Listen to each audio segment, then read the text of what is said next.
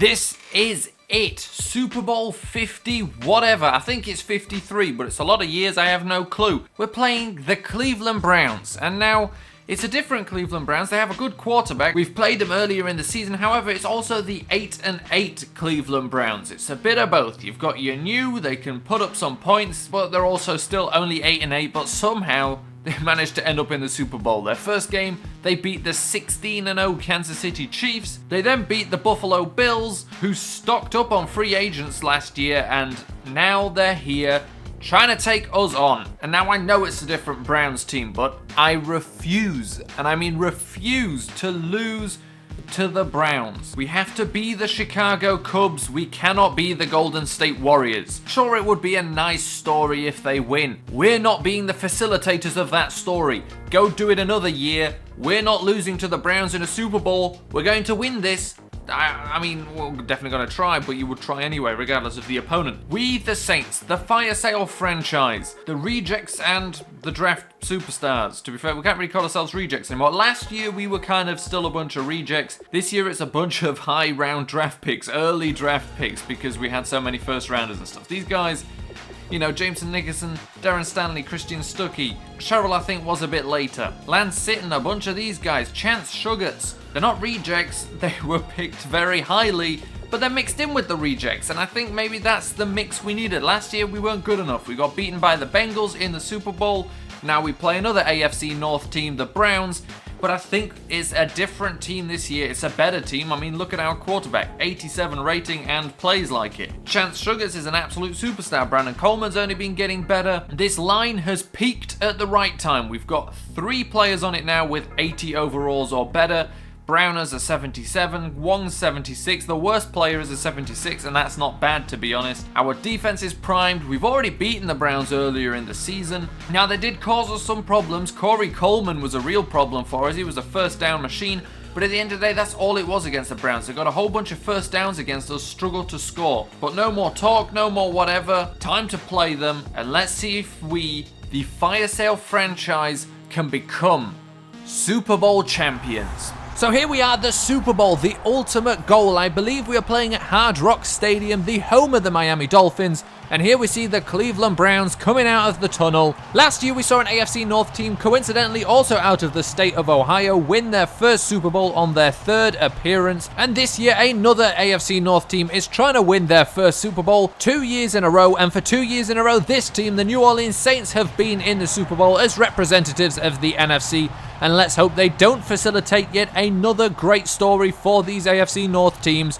We've had one, we don't need two. We'd like the New Orleans Saints to win this Super Bowl and make a bit of a story of their own here. And here we have the kickoff to start this Super Bowl. Super Bowl 53, I'm pretty sure. A deep kick, and it's kneeled down. Exciting stuff. And on 1st and 10, the first play, it's play action for Bowen. He rolls out to the left, holds on to the ball too long, and is sacked by Trey Flowers and the rookie Sherrill. So on 3rd and 22 now, in a bad spot, and Bowen again holds on to the ball too long, and it allows Dion Jordan to sack him. So after a good punt return, we have some good field position, and Keith Marshall makes the most of it with a run and just gets caught at the end, taken down at the 12-yard line.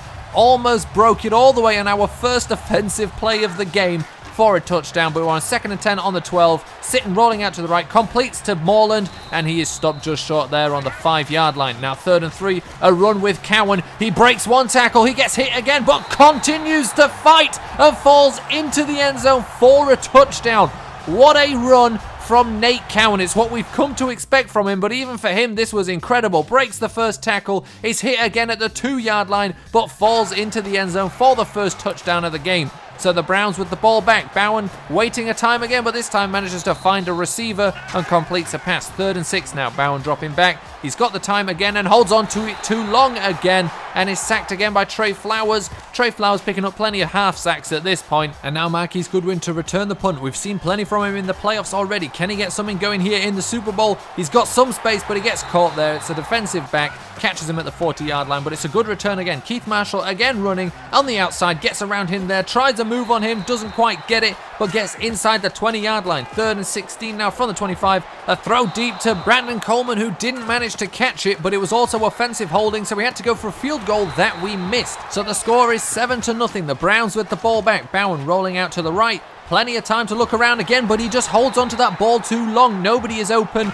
He's got to throw it away. He keeps taking sacks. 3rd and 14 now. Bowen back to pass again, holding onto the ball again, and that's Jamarcus Vance, the rookie. So we get the ball back. 1st and 10 on the 34. Sitton rolls out right. He's got some options down the field, but he decides to tuck it and run for it himself, and he manages to pick up a whole bunch of yards on that run. 16 yards, but that was pretty much it for good plays on that series. And on 1st and 10, we sack Bowen again, this time with a cornerback blitz. Warford, the rookie free agent, and Bowen keeps the ball on an option, but Jameson Nickerson comes in there and strips the ball out. It was picked up by a Browns offensive lineman, but it pretty much killed the drive, and Sitton did a good job to get that ball out there before being sacked. Marshall did a good job to catch it and get upfield without being tackled, and we get a 1st down now. 1st and 10. Marshall round the outside again, a nice juke move to make the first guy miss, tries another one but doesn't quite get it there, but we do get a bunch more yards from the face mask. Now Sitton rolling out to the right, sees some open space, decides to go for it, fumbles the ball, but it's picked up by Malcolm Mitchell. Sitton, I swear, was in the end zone. Turns out he wasn't. He dived for it, didn't get it, but the ball just rolled out straight into Malcolm Mitchell's hands, and we score another touchdown, up 14-0. And now the Browns really have to start moving the ball, at risk of letting this game get completely away from them in the first half. It's the second quarter, 4 minutes left, and now they're on the 5-yard line. 1st and goal, and just an easy run there, nobody doing anything. He just manages to slice through us, Theo Riddick, and gets the touchdown. So it's now just a 1-score game. It was looking a lot worse for the Browns, but they do manage to finally score. And a launch downfield, 3rd and 10, to Jay Sharp. It hit his hands, but it was dropped. It was a good try, but that was the end of the drive, and the Browns get the ball back again on 1st and 10. Another completion for a 1st down. They did this to us when we played them earlier in the year, just getting a bunch of 1st downs, but on 3rd and 9 there, I don't know if he threw that away, massively overthrew his receiver, but regardless, we get the ball after a punt, and Sitton manages to find Mitchell for the 1st down there. Nice play by Mitchell to come back for it, but he was injured on that play. 1st and 10, Sitton had absolutely no one there for him to throw to, or rather just waited too long.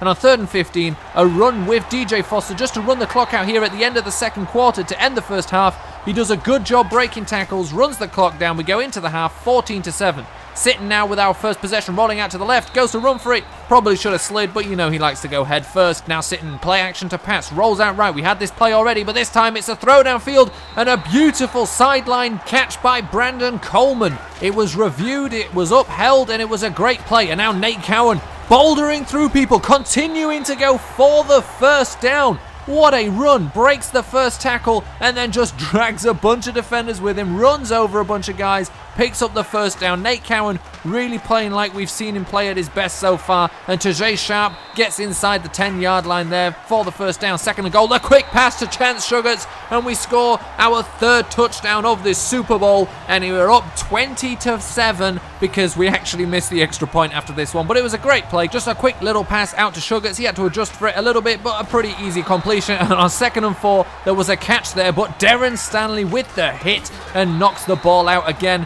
And then Christian Stuckey getting involved with the big hit as well. And we've got him on 3rd and 12 on the 40, and a completion down the sideline. He's going, he breaks the tackle of Darren Stanley. Finally, he's caught by Ifa Ekprelumu, but there was an illegal block in the back by one of his teammates, and we get away with one there. And now on 3rd and inches, they pick up the 1st down with Theo Riddick, who's doing a great impression of that play that was called back, and he gets inside the 20, takes some defenders inside the 15 to the 14-yard line.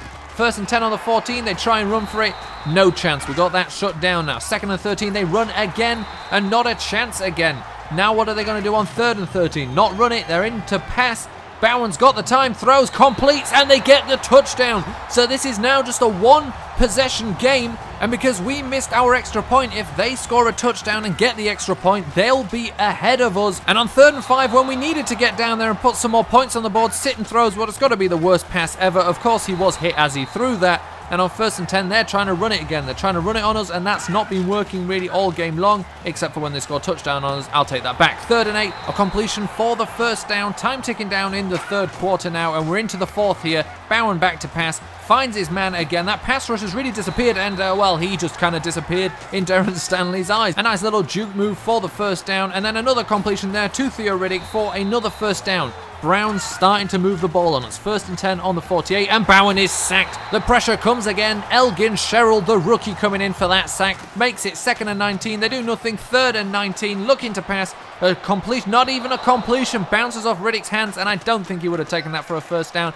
So 3rd and 13 now, 7 minutes left. in the fourth quarter, and Sitten is sacked. It's not looking good. That made it 4th and 24, so we had to punt it again. The Browns with the ball and a completion there inside the 35-yard line. Now 2nd and 10 on the 33, a completion, but then Darren Stanley comes in with the big hit again.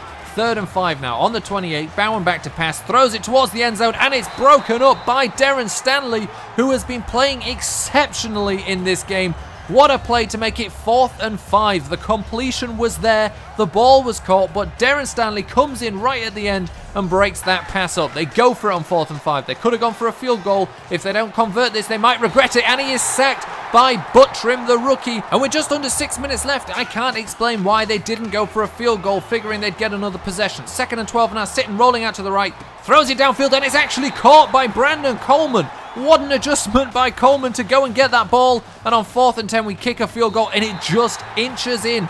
Bounces off the crossbar. Brennan Tomlinson not having a great day today, but he gets that one, and it makes it more than just a 1-touchdown game. The Browns do now need 2 scoring drives, and they have just under 2 minutes left. So 1st and 10 on the 44, a deep completion over the middle to Coleman, who's been tearing us apart a little bit today. 2nd and 5 on the 29. Bowen throws it short, completes, and Riddick fights for the first down. A lineman and a linebacker, and he fights through. 1st and 10 on the 22. Another completion to the 3-yard line. Darren Stanley really being clutch today. 1st and goal on the 3. Bowen, no time, throws it away. 2nd and goal on the 8 now after a false start. Bowen is running out of time, and he is sacked. David Onyemata in with the sack. 3rd and goal on the 18. 25 seconds left. Bowen throws it into the end zone, and it is picked off by Ifo Ekpreolumu. That puts an end to this game. It was already unlikely that they'd come back, but Ekpreolumu with the clutch interception. It's not quite a Malcolm Butler interception, but we'll take it as this puts an end to the game.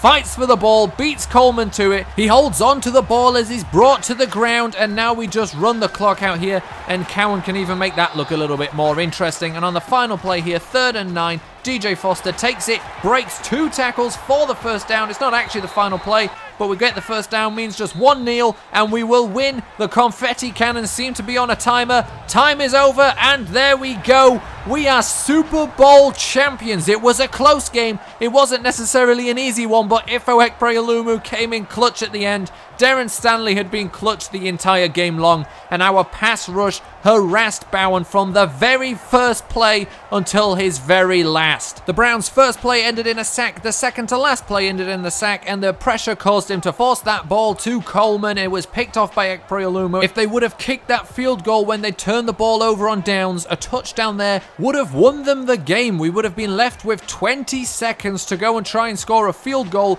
Bad decision making, excellent play by Ekpreolumu, who has been named the Super Bowl MVP. And what a story for this fire sale franchise. The guy who wins the Super Bowl MVP is a guy who was not on a team because of a year-long injury. We took a chance on him, and this is how he repays us. The first man to lift the trophy is Brandon Coleman, one of the sole survivors of the initial fire sale. The next guy is Christian Stuckey, a guy who made a huge difference to this defense. And then we pass it off to Sitten, who was the difference in this one. Solid quarterback play, consistent quarterback play all year long. The team came together in the perfect way, and the New Orleans Saints are Super Bowl champions. What a story. I mean, never did I imagine when I started the fire sale franchise that it could be so perfectly summed up by Ifo Ekpreolumu winning the Super Bowl MVP award. Nothing sums up this series better. In December of 2014, Ekpreolumu tore his ACL in training, and he hadn't played a down of football since then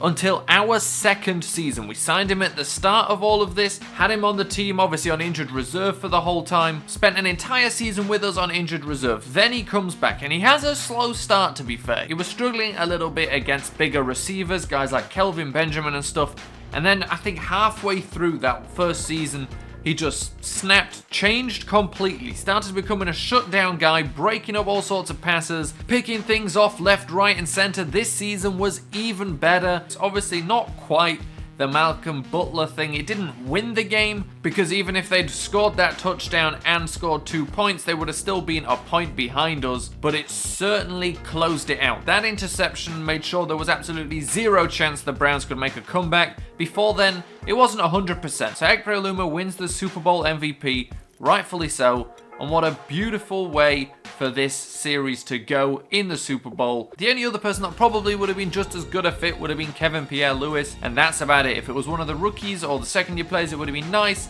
but this is perfect. So let's have a look at the stats. Lance Sitton, not really throwing it around too much. 112 yards, that's it. A touchdown, 64% completion percentage, 103 rating. That's because Keith Marshall was doing the work on the ground. 88 yards on 12 carries. DJ Foster, 20 yards. Lance Sitton has 41 himself. Nate Cowan, 14.